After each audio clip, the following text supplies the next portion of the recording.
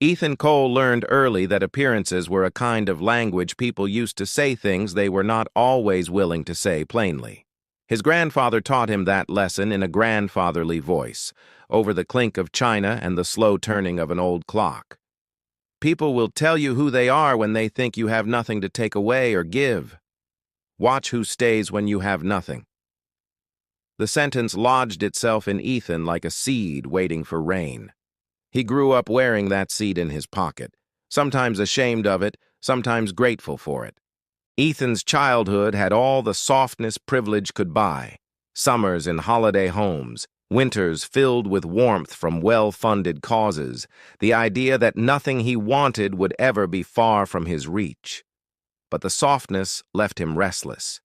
It felt too neat, like a play rehearsed and performed for strangers who applauded the wrong parts. He admired the elegance of fine things without ever believing they defined the heart beneath them. The question that eventually collected and sharpened inside him was not whether people loved him because of what he had long suspected they did. It was whether those he loved him for himself. That question became a quiet, persistent ache. When he was 28 and the family business had already offered him titles he did not want, he started to test the world in small, private ways. He walked to markets wearing thrifted jackets and carried reusable bags as if he were careful with money. He took jobs that required humility, a barista for a month, a night server during a festival, and a volunteer job escorting elderly people through the hospital corridors on weekend afternoons. He kept his bank accounts full enough to be safe, but never flashed them. Sometimes the experiment was compassionate. He did it to learn the texture of ordinary life. Sometimes it was cruel, and he would later admit that the cruelty came from fear. Fear that the people who might love him did so only for what glinted at first glance. It was during one of those ordinary moments that he met Naomi. She worked at the little bookstore near the university, the kind of shop whose windows fogged in winter and whose shelves smelled of old paper and lemon oil. Naomi was 40, luminous with the kind of beauty that belonged to hands that had read much and loved more. She had a habit of tying her hair with an elastic and pushing a stray curl behind one ear when she was thinking.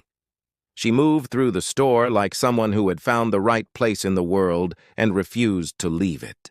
He noticed her first because she laughed at the wrong things, at the margins where ordinary conversations found secret jokes.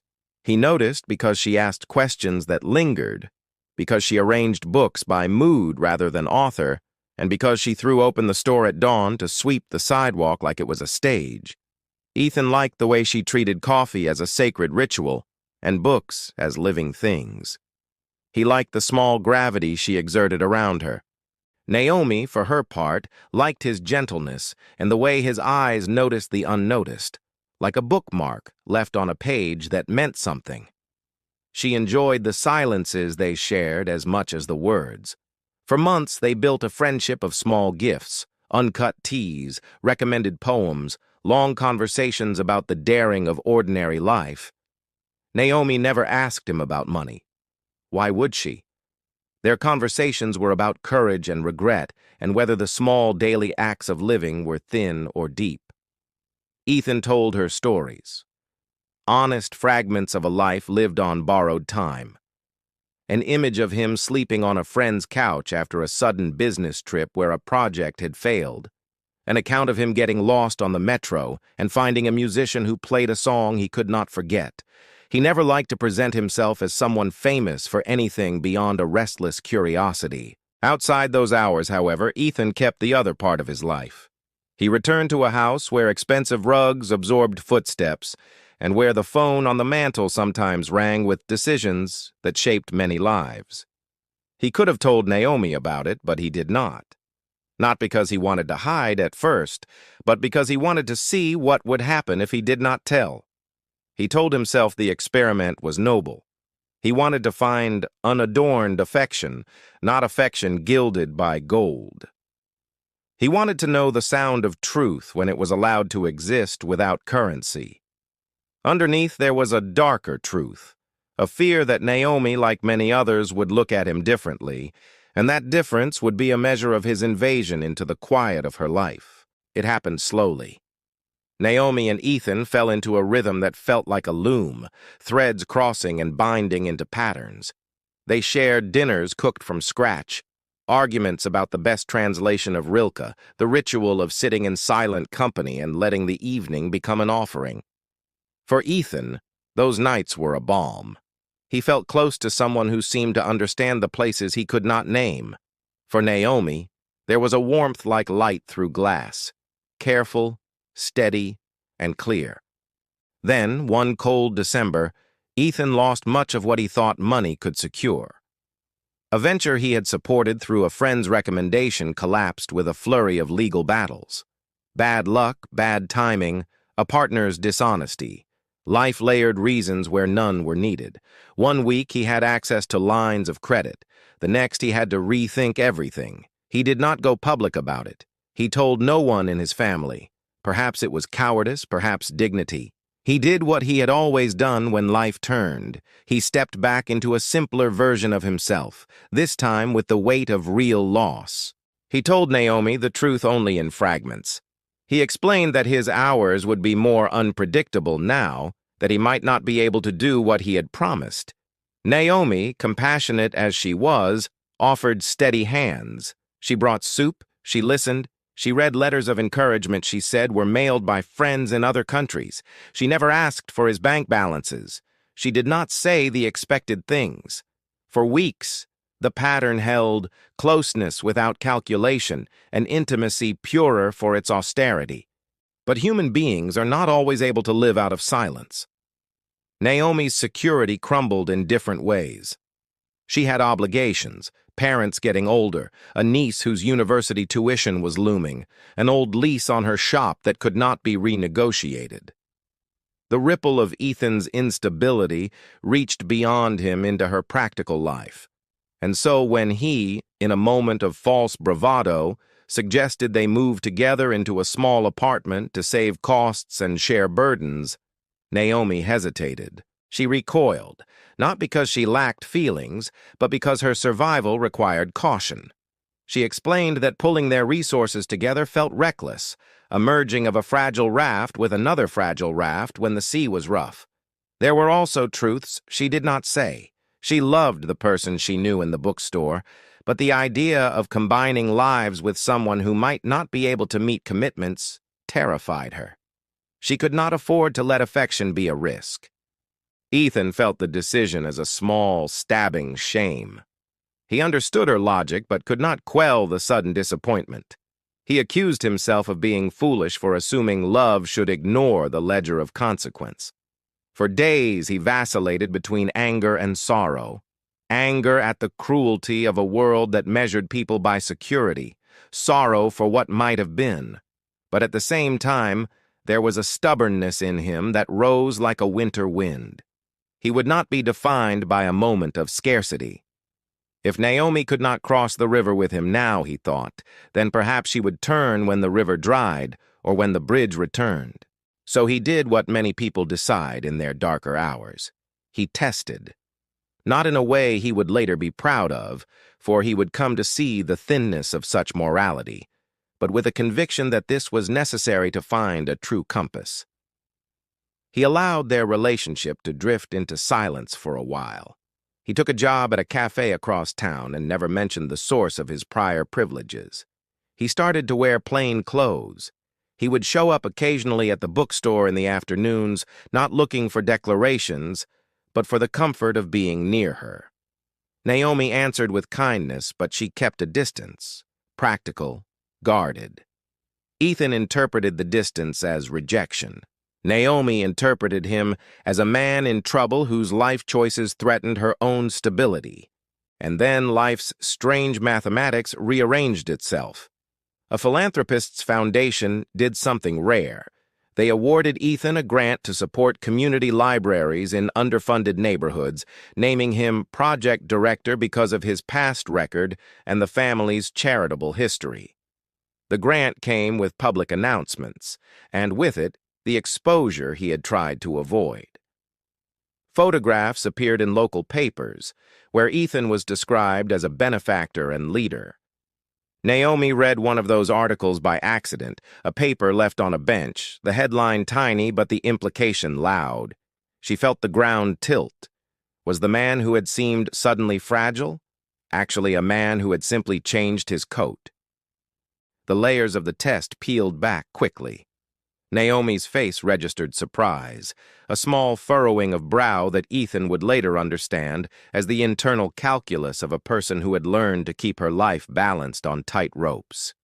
She felt foolish at the possibility that she had misread him, embarrassed by the memory of her practical speeches about survival, and also stunned at her own reaction.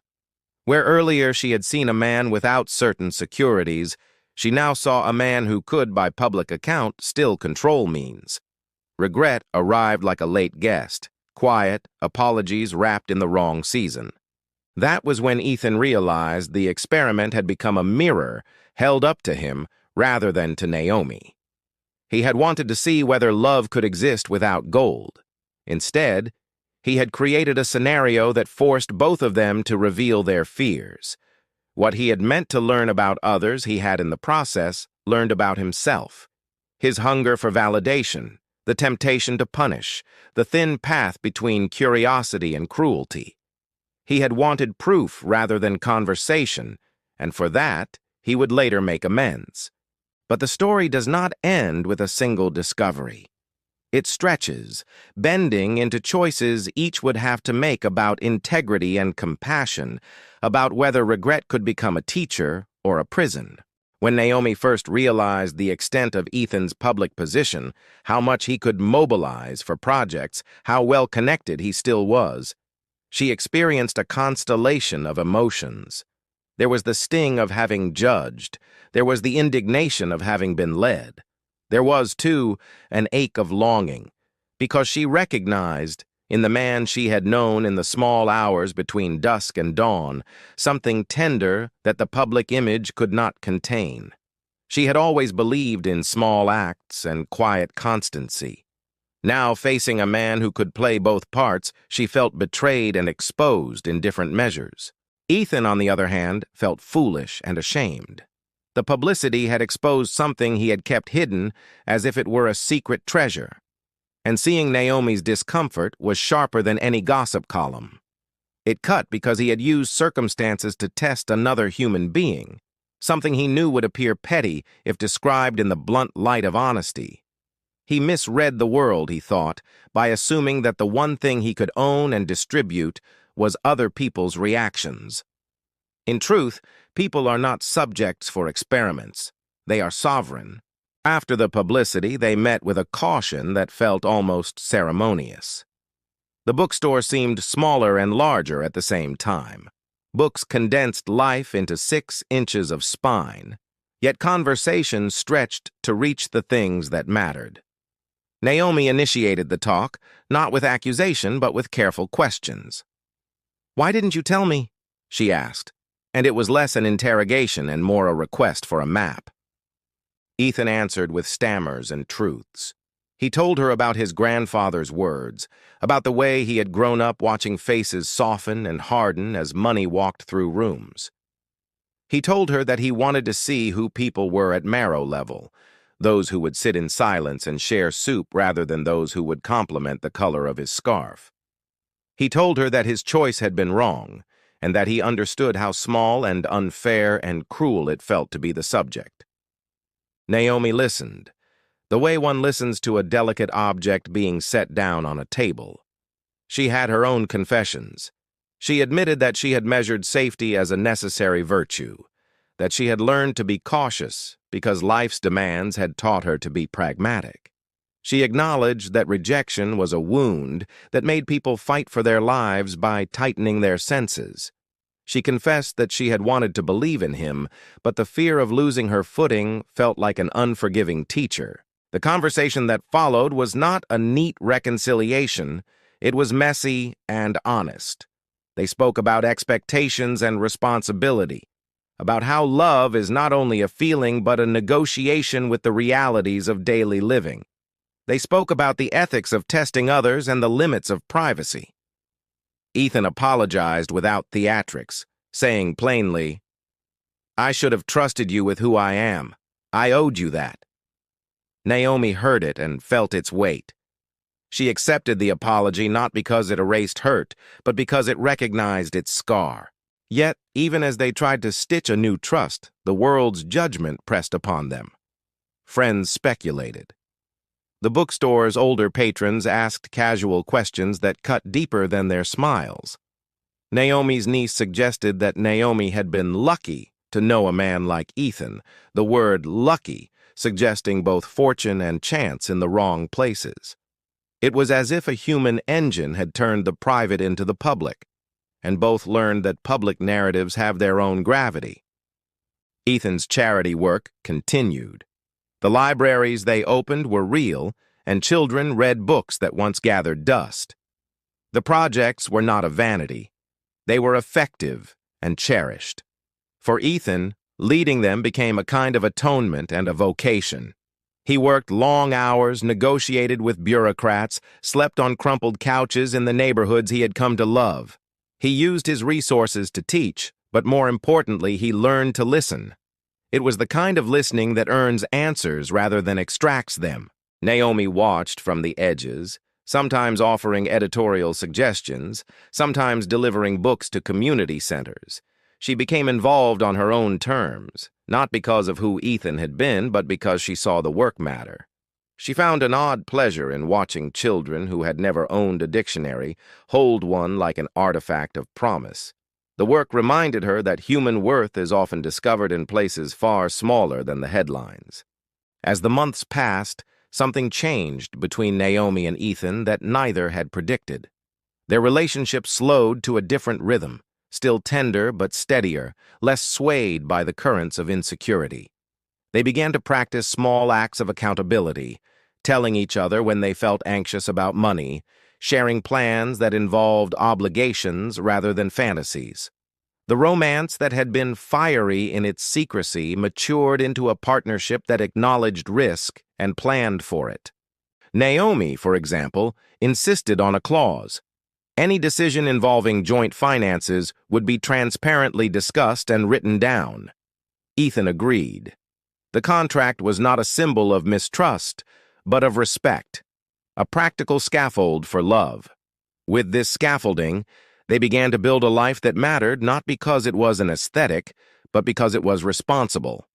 But the real transformation both found was internal. Naomi had to face that her instinct to safeguard herself, while sensible, could harden into a fortress. She learned to accept vulnerability not as a failure of self-preservation, but as an opening. Ethan had to face that curiosity about people was a poor substitute for courage. He learned that letting yourself be seen meant offering all of you, even the parts that might be judged harshly. It sounds neat when told this way, but the truth is messier. They made mistakes. There were moments when older friends of Ethan's assumed he had been playing a part for attention, and they offered hollow praise that tasted worse than scorn. There were arguments about priorities, about Naomi's commitment to the bookstore and Ethan's desire to expand library access faster than budgets allowed. They disagreed about publicity. Naomi was suspicious of cameras. Ethan sometimes wanted to invite cameras to the interventions because he believed transparency could protect against rumor. They negotiated, argued, and sometimes retreated to silence for a week or two to cool down.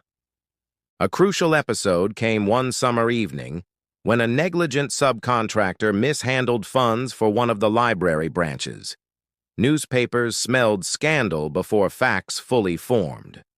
Those were the moments when both had to decide whether to lean into blame or into accountability. Naomi's instinct was to protect the vulnerable stakeholders, the children and the librarians, by ensuring the truth was told and restitution was pursued. Ethan's instinct felt fiercely personal.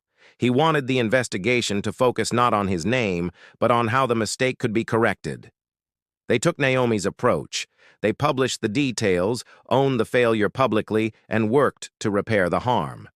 The press's appetite for scandal did not disappear, but the community's appreciation for honest repair deepened. Through those trials, Naomi's regret transformed into respect of a different sort.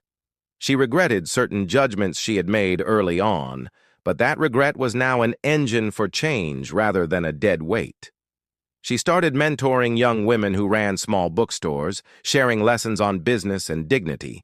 She told them in her clear voice that asking for stability was not shameful, and that opening your life to someone required clear eyes and a brave heart. Ethan's growth was quieter but real. He stopped staging tests, stopped turning people into propositions to be solved. He began to invest in one-to-one conversations and in listening tours across neighborhoods.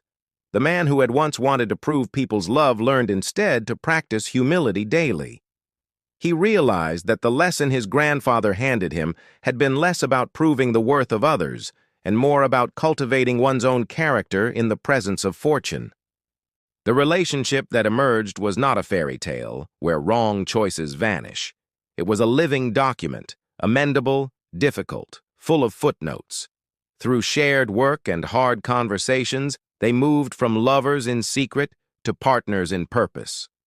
The years that followed were not shaped by grand gestures alone, but by the accumulation of small, steady acts. Naomi and Ethan did not need to prove their narrative to the world.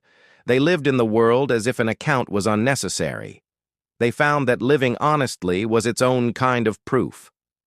One autumn, as leaves turned in the neighborhoods where the libraries had been built, a woman approached Naomi in the bookstore with a story that condensed everything they had been building toward. She was a young mother who had found comfort in a program the library offered, an early literacy workshop. Her son, who had once refused to look at words, now pointed and sounded letters with a growing confidence.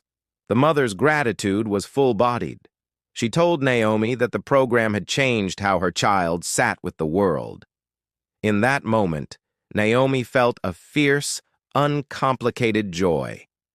The work mattered beyond the private dramas. It was a gift neither of them had expected, the evidence that small things performed with patience altered lives. People will ask, the narrator might warn, what about the moment of regret? Was it just a social misstep? But the truth digs deeper. Regret can be a pivot. Naomi's regret, feeling she had perhaps asked too much of herself in the name of survival, became a portal to a softer strength. Ethan's regret, for having conducted a test on someone he loved, became a lasting discipline to be transparent. Each regret, when faced and reworked, became a turning point. They also learned to articulate new definitions of success. Ethan reframed wealth not as a ledger, but as a capacity to create spaces where others could flourish. Naomi reframed security as a shared project, not a private vault. Their power, then, lay less in the sums they controlled and more in the trust they chose to extend. They cultivated patience like a practice, learning to wait without hunger and to give without expectation. There were other romances in the city, of course, stories whose arcs bent differently. Some relationships fell apart when exposed to public glare, others grew unexpectedly. Watching these other people, Naomi and Ethan learned not to moralize but to empathize. There was no single right way to choose. Every human journey was a tapestry of mistakes and recoveries. Toward the end of the third year after the initial rupture, Naomi and Ethan stood before a small community assembly to open a new learning center. Their speeches were restrained. Naomi spoke about the dignity of reading. Ethan spoke about the humility of service. Neither used the platform to recount private history. Instead, they acknowledged that the work was communal and that the center belonged to the people it would serve. After their speeches, a neighbor, someone who had watched the pair from the bookstore's stoop over seasons, presented them with a small wooden plaque. Carved into it were simple words, "Built with honesty, kept with care." The plaque was not an award of money or status. It was a recognition by those who had lived the project's effects. Naomi and Ethan were moved. The plaque seemed to capture something that neither publicity nor private drama could, the quiet endurance of choices that aimed to benefit others. That evening, they walked home together, the city's light folding around them.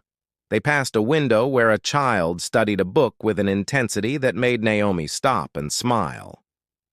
Ethan took her hand and did not try to weigh the past into a tidy sum. Instead, he said, "I used to want to prove things. I used to measure love the way a merchant measures goods. I forgot that love is often patient and slow.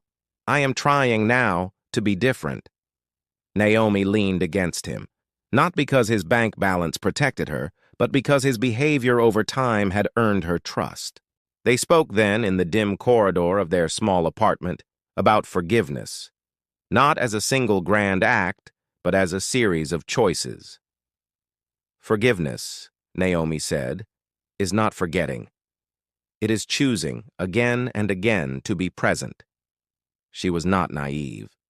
She knew there would be days when old fears returned, but she had learned that courage is a practice that involves returning, and that returning is often the work of ordinary faith. The rest of their lives together, insofar as life could be accounted for, was a series of seasons. They renovated a small corner of the bookstore into a children's nook. They organized evening classes where elders and teenagers traded stories. They watched the library's reading groups grow into a network of support for those who struggled to find community.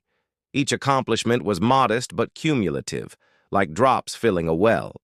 Occasionally, someone would ask Naomi whether she regretted her early hesitation. She would answer honestly, "There was a moment I feared losing myself if I trusted easily. I was trying to survive. I regret the way I judged hastily. But I do not regret the lessons it led me to, about asking questions, about making plans, about insisting on responsibility." People heard nuance in that answer, an admission that regret can be both a teacher and a wound. Ethan, for his part, never again staged tests. He would occasionally joke at gatherings about his youthful experiments with poverty, and those jokes were gentle self-mockery. He had learned that people's dignity does not require proving. Instead, he practiced intentional vulnerability, telling Naomi when he felt insecure, admitting mistakes in public, and crucially, allowing others the right to their own decisions. He chose to see love not as a verdict to be earned, but as a garden to be tended. The city in which they lived kept changing.